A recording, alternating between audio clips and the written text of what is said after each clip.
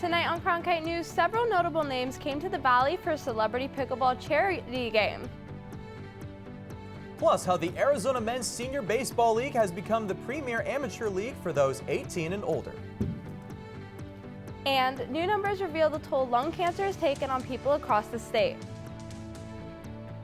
Good evening and welcome to Cronkite News. I'm Ann Perry. And I'm Ryan Posesnik. Thank you for joining us. Some notable stars took part in a celebrity pickleball match in Mesa this weekend. That's right, and celebrities showcased their talents and gave back to their communities. I was there to take in the action as the stars went under the lights for some dinks and dunks. The stars were shining as some of TV's biggest personalities and former pro athletes took to the court for the Dinks for Difference celebrity pickleball match. Proceeds from the event will benefit USA Pickleball Serves, a charity that aims to make a positive impact through the game of pickleball to communities throughout the country by building pickleball courts and focusing on youth education. I think the fact that we can bring celebrities out here and have a fantastic event, raising money, raising awareness, and growing our sport, getting some more eyeballs on our sport is an amazing achievement. Some of the activities included hitting a pickleball into a tire multiple times and various pickleball matches with celebrities pairing up with one another. As the games went on, the crowd cheered with anticipation. While some of the stars played pickleball professionally, others were just getting started. But that didn't matter as soon as they stepped onto the court to take part in an ever-growing sport. I think this was my second game of pickleball, so I doubled my career matches today by playing 2. I was really excited to play, and it was a lot of fun. Pickleball has become a widely popular sport that is only continuing to grow, providing people of all ages a chance to grab a paddle and hit the court.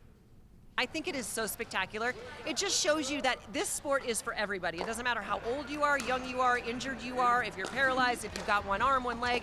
It is for everybody. Besides being a sport inclusive to everybody, pickleball is obviously much less physical than football. Former NFL players Eric Decker and Jake Plummer say the sport has helped them stay in shape after their NFL careers. When you age, moving is super important. This is a game that's not as demanding on your body, but still keeps you moving and playing and having fun and tracking the ball. And I like to see it grow. I think it's great. It's been a great outlet for me, just a competitive outlet, social outlet, fun activity with my kids. And so it's been, the last few months I've been really playing a lot and just really enjoy it. Former ASU quarterback Jake Plummer was among the celebrities who played in the pickleball match. When I asked about his former team, Plummer had nothing but praise for the competitiveness of the 8-2 Sun Devils. It obviously helps to have some studs and good players and tone setters like Scattaboo, McLaughlin on defense, and I love Sam Levitt. I think he's showing a lot of fight and fire and competitiveness that you need at that position so your team can keep believing, hey, we got a chance. So hopefully they keep winning. Otherwise, I'm just glad to have something that's fun to watch. And ASU has a chance to play for a Big 12 championship if they can win out. They'll need to get past BYU this Saturday before facing Arizona in the last game of the season.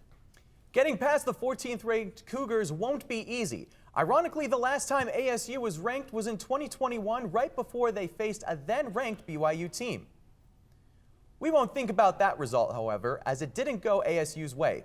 Let's just focus on Saturday's matchup that will hopefully see the Sun Devils' offensive tandem of quarterback Sam Levitt and receiver Jordan Tyson recreate their magic. The two had a big game against Kansas State last weekend, leaving Tyson with a career-high 12 receptions. It's just reaping the benefits of just the team, because if the O-line doesn't block correctly, then the quarterback doesn't throw a nice ball or in the wall, or if coach don't call the play, not get the ball. It's just it's a team team, bro. It's everybody. It's not just me. It's everybody. 1 through 11. Another challenge for number 21 ASU is the fact that BYU is undefeated on the road. It will be a sold-out crowd Saturday at Mountain America Stadium. The Cardinals have wrapped up their bye week and are shifting gears as they head into a pivotal stretch of the season. With plenty of momentum behind them, Kobe Van Noort tells us the focus now turns to what's next. The Arizona Cardinals are well refreshed and ready to go for the final stretch of this season. After a strong 6-4 start, they're looking to keep their foot on the gas pedal. Take one day at a time and hone in on our process, and day by day, not looking too far ahead, but just get right back on track. And that's what, our OC told us in meetings today is We're not looking ahead, we're living in the here and now and focusing, our singular focus is how we're going to beat Seattle. You got to use the bonus day as a bonus day, break a sweat, get going, and that's kind of the attention to detail and our winning behavior. Let's pick up where we left off. With the bye week in the rear view, the Cardinals now set their focus to the Seattle Seahawks. A big divisional matchup as the Cardinals look to keep their winning streak rolling. In Tempe, Gobi Van Noort, Cronkite News. All eyes are now on the Cardinals as they prepare for a high-stakes matchup against the Seahawks, aiming to prove they're the best in the NFC West. Coming up next, a late great man's legacy continues to pave the way for others. The Famous Sports Journalists Foundation works to help and inspire future journalists, and more. Pedro Palooza was hosted by the Pedro Gomez Foundation. Find out more about the charity gala after the break. Plus, temperatures are staying mellow for the time being. Stay tuned for your full forecast.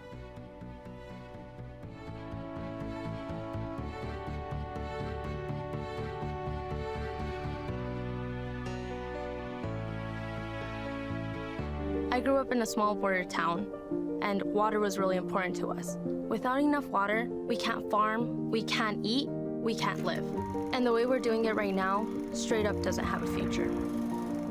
I went to ASU because this is a place where you solve problems. With vertical farming, we can grow the same amount of food with 95% less water than traditional farming. The work I'm doing at ASU is changing the way I look at the world.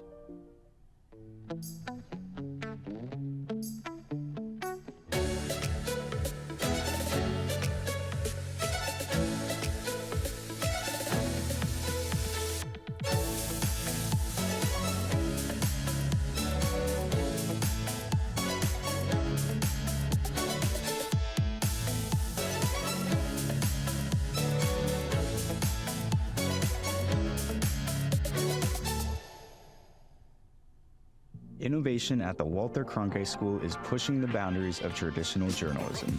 Storytelling has evolved over the years.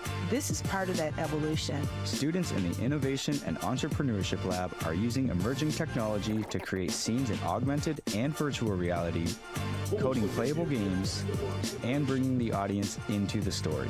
They're only limited by their imagination and their willingness to learn. Find out more at cronkite.asu.edu. Welcome back to Cronkite News. The Pedro Gomez Foundation recently hosted its last Pedro Palooza Gala charity event. The foundation named after longtime ESPN and MLB reporter Pedro Gomez. The foundation supports future journalists from ASU, the National Association of Hispanic Journalists, baseball players at U of A, and aspiring umpires. Cronkite sports reporter Enrique Ortega was at the event in downtown Phoenix. The Pedro Palooza Gala was more than a celebration. It honored Pedro Gomez's legacy by raising funds to support the community. Friends, family, and recipients came together to remember the late sports broadcaster and build upon his vision of giving back. I think he wouldn't have wanted the night to be about him, but he was such a big proponent of giving back to the community. He's always done that. Recipients of the Pedro Gomez Fellowship and other initiatives shared how the foundation impacted their careers and lives. I wasn't too familiar with him, but I did a lot of research before I started my internship program because I wanted to make sure that if I was a Pedro Gomez fellow, I wanted to respect his legacy. So I kind of pushed myself to cover more sports because of him. The Pedro Gomez Foundation began only 3 years ago, but it has already become an influential force in supporting future professionals. I want everybody to know that we're giving back to the community. And by bringing some of the recipients here and talking about their experience or what it's meant for them means a whole lot, because I also want everybody to know who's contributed, what they've done. As the final Pedro Palooza Gala ended, attendees reflected on Pedro Gomez's vision and how his legacy will continue to inspire generations to come. In Phoenix, Enrique Ortega, Cronkite News. While this was the last gala, the foundation will continue to support aspiring journalism students. We should note that Cronkite News is produced by journalism students at ASU. The Arizona Men's Senior Baseball League has helped keep the sport of baseball alive for people beyond their traditional playing days. Zev Black gives us an inside view of the sights and sounds from the diamond where the players have been watching baseball since the days of Willie Mays.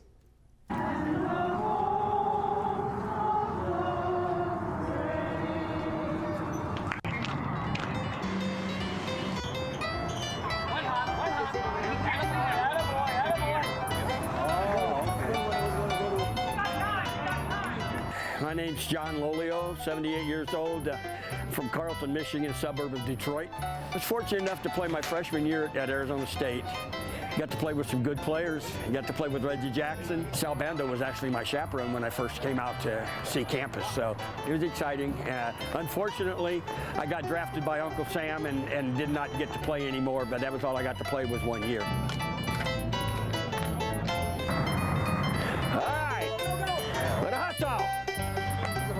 I've been coming out here since 2006. Normally this week I'm playing with my son, but he's not, we're not playing father-son this year. I don't know that I had a favorite memory of the tournament, but just the idea of just being here and playing baseball. You know, I mean, who would have thought when we were 20 years old that we would still be trying to play baseball at 78 years old, you know?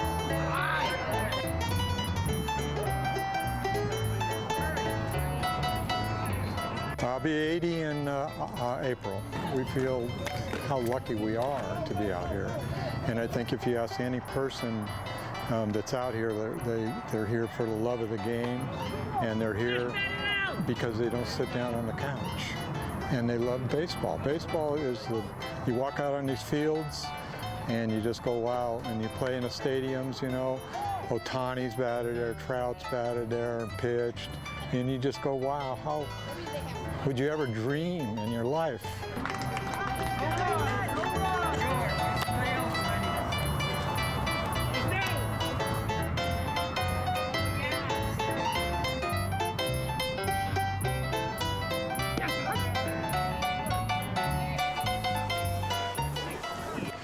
Everybody's out here for the love of the game. It doesn't come down to win or lose. It comes down to, man, we had a great time and we played with some great friends.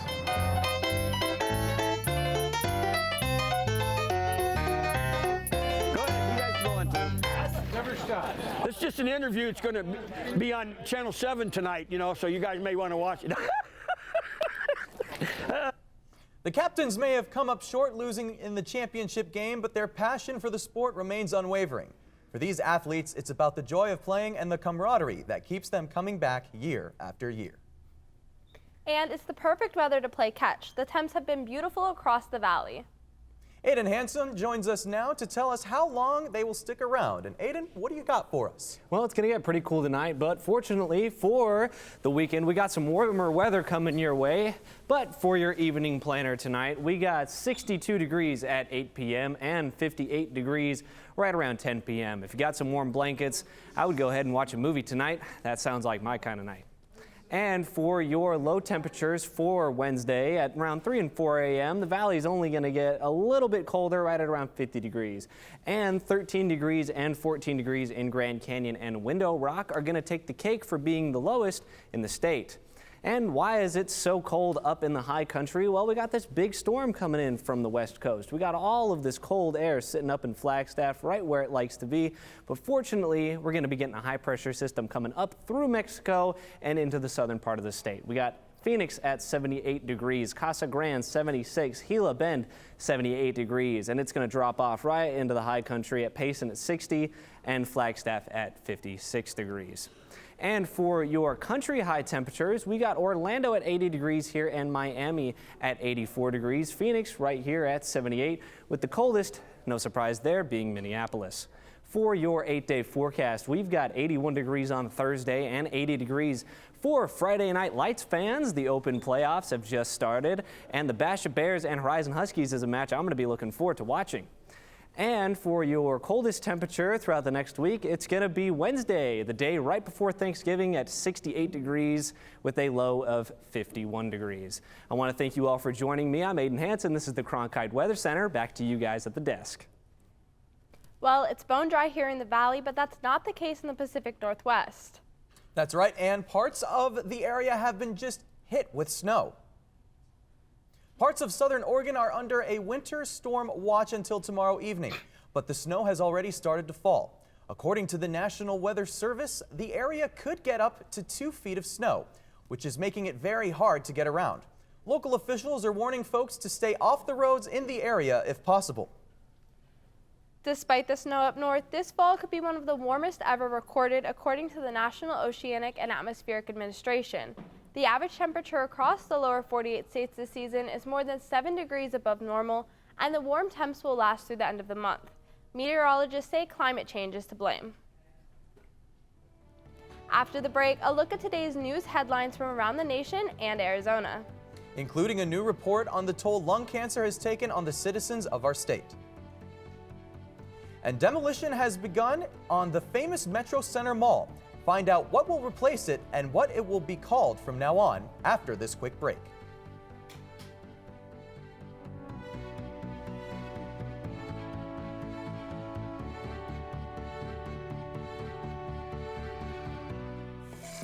When I was younger, there were no engineers around me, so I had to become my own role model. At ASU, I wasn't just learning to be an engineer, I was actually engineering. And graduating, I already had real-world jobs lined up. Before ASU, my goal was to be a strong, confident woman. And when I left, I became a strong, confident engineer. People have always had trouble trying to put me into a box. A professor, suit and tie is just not me. Without the ocean, I don't know what I would do. You know, the ocean's always been there for me. As Hawaiian people, we believe that the coral is the first living being to come out of the darkness. It's the foundation of our entire lifestyle, and that's what my research is about. What we do is we take photographs of the reef over long periods of time to create models that can tell us what the planet is doing. If we go deaf to what the Earth is telling us, then we'll never be able to live in harmony. If I can get my students excited about protecting the ocean, then they're the ones who are gonna really make the difference. I hope my students realize that I'm not trying to prepare them for something in the distant future. Their time is now at Arizona State University.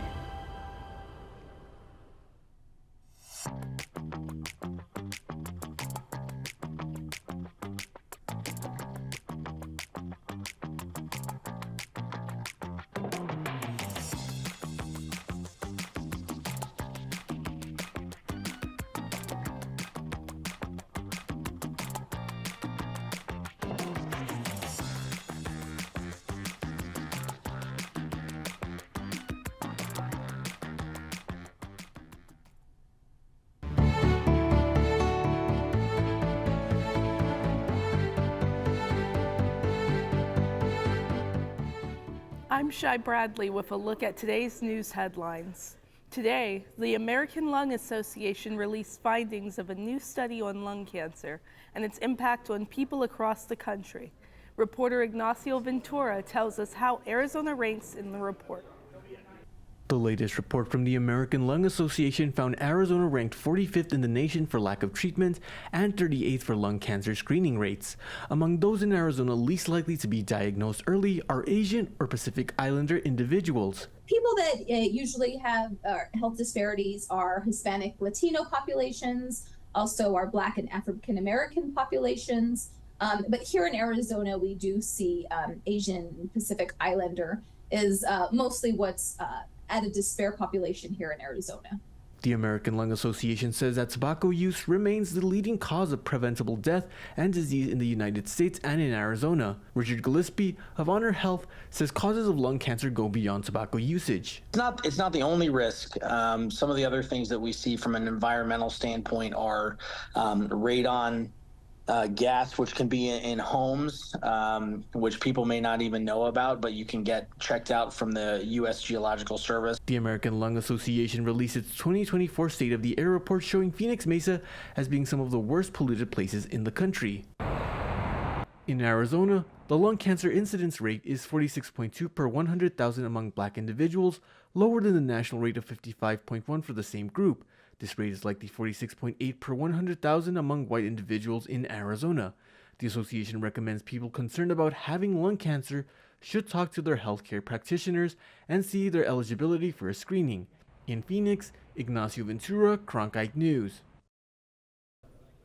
The report also finds there is still significant work needed to increase screening for those at high risk for lung cancer. Demolition has finally begun on the famous Metro Center Mall in the Northwest Valley. The demo began yesterday to make way for a brand new development that will include townhomes, retail shops, and restaurants. There's also a new light rail transit center that connects to downtown Phoenix. The project will take several years to complete and will go by the name the Metropolitan instead of Metro Center. And the Grand Canyon National Park is wanting your feedback on a proposed price increase. The Desert View, Mather, and North Rim campgrounds could see a $12 fee increase, meaning instead of costing $18 a night, it would cost $30. You have until December 15th to give your feedback to the National Park Service about the proposed increase.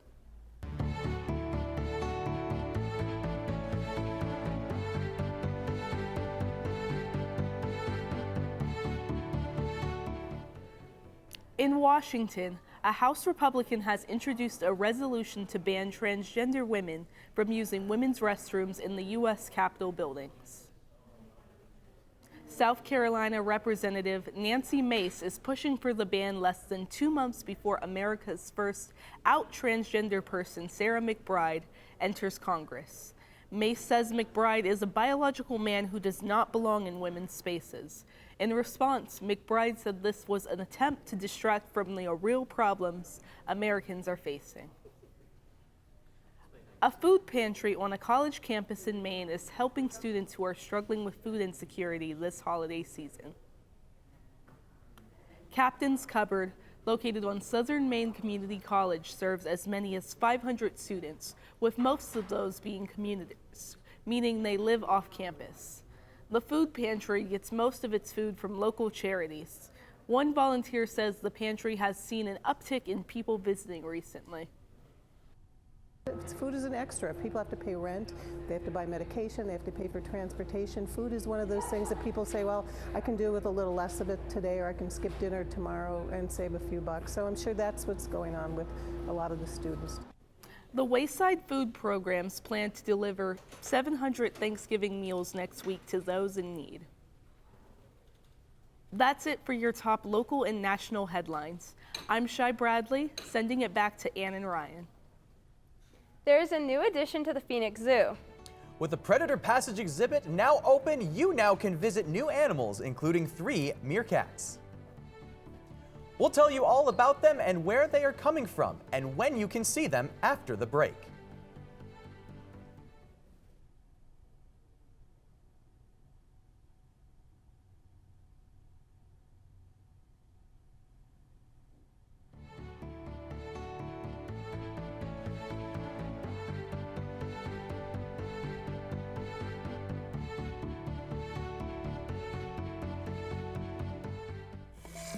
When I was younger, there were no engineers around me, so I had to become my own role model.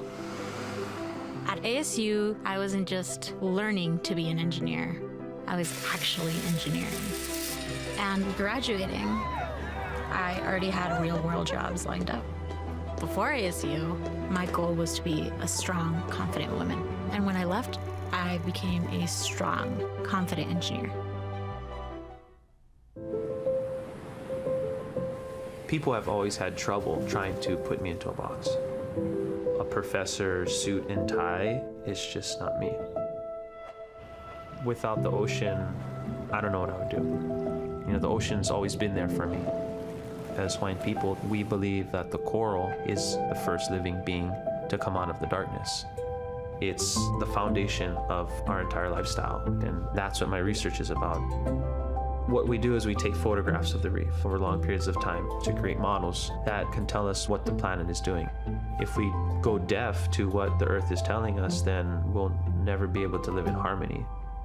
If I can get my students excited about protecting the ocean, then they're the ones who are gonna really make the difference. I hope my students realize that I'm not trying to prepare them for something in the distant future. Their time is now at Arizona State University.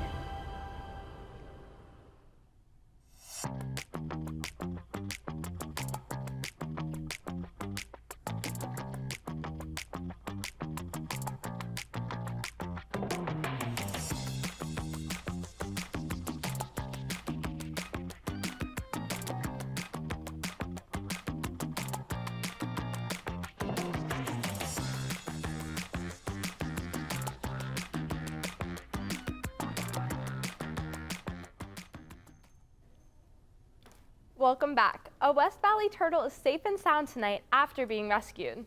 Someone saw the stranded turtle and posted it on social media. Arizona Fire and Medical Authority came across a Facebook post about the stranded reptile. So crews responded and were able to save it. The tortoise was taken to a local rescue facility to be checked out.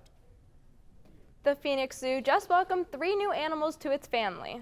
The zoo is welcoming 3 meerkats. They are coming from the Capron Park in Massachusetts. Guests can view the comrades at the zoo's Predator Passage from 9 a.m. to 4 p.m. The animals live in desert-like climate and eat beetles, caterpillars, spiders, scorpions, and fruits and vegetables. A recent 8.5 million 6-acre expansion helped bring the animals to the valley. That's it for tonight's edition of Cronkite News. I'm Ann Perry. And I'm Ryan Posesnik. Thank you for joining us. And to see top Arizona stories anytime, log on to cronkitenews.azpbs.org.